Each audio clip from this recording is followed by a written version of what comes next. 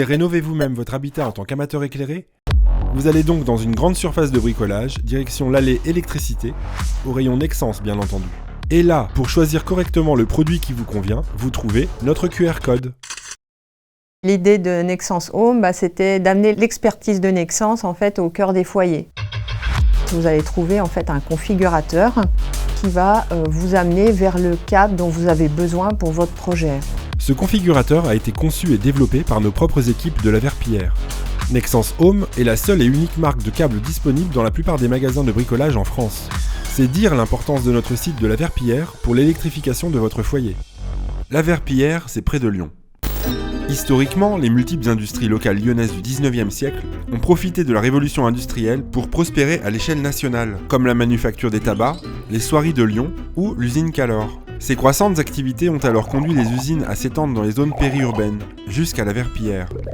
Et là, avec le développement du caoutchouc, un certain monsieur Roche vit l'opportunité d'une usine de câbles isolée avec cet élastomère. Il fit alors l'acquisition de ce bâtiment. Avant, ils faisaient des pâtes ici. Des spaghettis, on est donc passé au câble que l'on a d'abord proposé à la grande distribution alimentaire. Mais dans les années 90, ils ont préféré s'approvisionner en Asie. Alors on a décidé de se spécialiser dans les câbles pour les grandes surfaces de bricolage. Un tournant majeur pour le site, et véritable succès parce qu'aujourd'hui, Nexans représente 80% de part de marché en grande surface de bricolage, avec 5 millions de couronnes de câbles vendues chaque année. Chez Nexans, on est le principal canal pour faire connaître notre marque. Et oui, parce qu'on produit ici du câble pour la vie de tous les jours. Les rallonges blanches qu'on trouve dans les maisons, les petits câbles plats qu'on a sur les lampes de chevet, sur les sèche-cheveux ou les petits mixeurs. On est le seul site homologué aujourd'hui sur ces types de câbles-là. On conditionne en petites couronnes et en petits tourets les produits qu'on fabrique ici à la câblerie, mais il y a beaucoup en fait de câbles qu'on fait venir de l'usine d'Autun. 16 tonnes de grande longueur de câbles arrivent en effet chaque jour depuis Autun. Une grande partie de notre activité, c'est donc du conditionnement, sous forme de couronnes, dans des cartons spéciaux ou sur des tourets adaptés. Les tourets Brico, qui sont en polypropylène 100% recyclé, sont fabriqués à l'injection sur le secteur de la Verpillière exclusivement.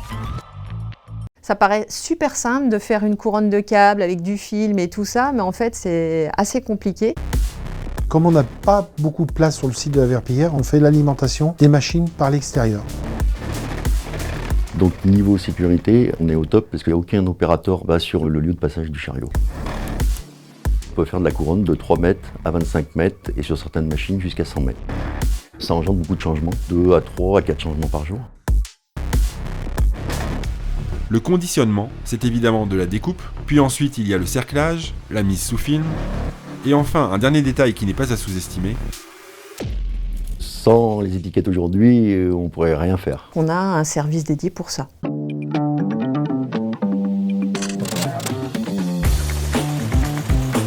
Les étiquettes chez nous, c'est hyper stratégique, quoi.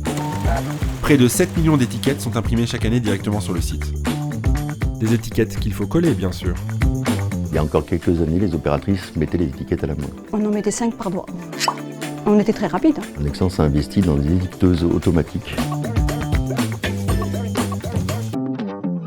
Une petite couronne peut peser, on va dire 500 grammes. La plus grosse couronne doit faire 11 kilos. C'est lourd. C'est pour ça qu'on a investi l'année dernière sur un robot collaboratif qui nous permet en fait de faire la palettisation en automatique.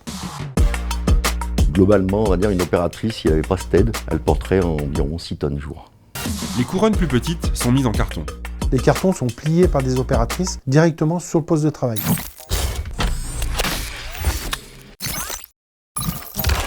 Elles ont une rapidité, c'est incroyable. On peut en plier jusqu'à 400-500 par jour. Une opération qui méritait d'être automatisée pour améliorer les conditions de travail. Donc on a décidé cette année d'investir. La barquetteuse, on appelle ça. Dans le pliage du carton, on vient rabattre une partie sur l'autre partie et du coup ça fait une double épaisseur. La barquetteuse, elle, forme les cartons par collage, ce qui supprime une épaisseur. Ça nous fait gagner 30% de carton. On dit que le câble vit par rapport au temps, l'humidité, le froid, la chaleur. Et ben le carton, c'est pire. Les réglages que vous ferez à 5h du matin ne seront pas les mêmes que vous ferez à 10h du matin ou même à 13h. Aujourd'hui, je vais faire un câble, demain, je vais faire le même. Aujourd'hui, tout est bon, demain, c'est la grosse galère, quoi. Ce qu'on produit, si c'est pas bien fait, il y a des risques derrière pour l'utilisateur qu'il y ait de l'électricité qui va rentrer dedans. Cette exigence de qualité concerne nos 500 références produits envoyées dans 1000 magasins grâce à notre plateforme logistique intégrée. L'ensemble des productions de la Verpillière sont transférées sur un autre site distant de 5 km. À Saint-Quentin-Falavier, allée du Grand Totem, dans un bâtiment que l'on a surnommé Totem. À l'intersection des axes nord-sud vers l'Italie, mais aussi vers l'Espagne. On a une position privilégiée pour essaimer tout autour du territoire. C'est une équipe 100% Nexans qui gère les flux de marchandises pour la préparation des commandes. Soit sur chariot, soit à pied. On marche beaucoup. On fait entre 13 et 15 km par jour. Pas besoin d'aller à la salle de sport. Nous, on a fait des chemins de picking, on appelle ça, pour qu'elles ne reviennent pas sur leurs pas. C'est un chemin en continu. La palette, on va la monter de façon à ce que ce soit stable et que rien n'écrase rien. Il faut que ça tienne le coup pendant le transport. Nous utilisons un outil qui nous permet de suivre les camions sur une carte. Ça nous permet d'identifier d'éventuels retards et puis surtout d'informer les clients qui peuvent être en attente de leur flux. Le site de la Verpillière a toujours été tourné comme ça, vraiment client. On est quand même leader en France sur notre marché, hein, donc c'est quand même pas rien. On est capable d'être très réactif par rapport aux demandes. On peut faire aussi des petites quantités que d'autres sites ne veulent pas forcément faire. Moi, je connais les autres sites de Nexans. On est tous différents, mais on est complémentaires. Donc, on est tous liés. Je suis assez dans l'optique de me dire qu'il faut qu'on s'entraide tous. On a un groupe qui se débrouille bien, mais la Verpillière, avec le peu de personnel qu'on a, franchement, on fait du super boulot. D'habitude, dans la logistique, c'est plutôt des garçons. Nous, à Totem, c'est plutôt des filles.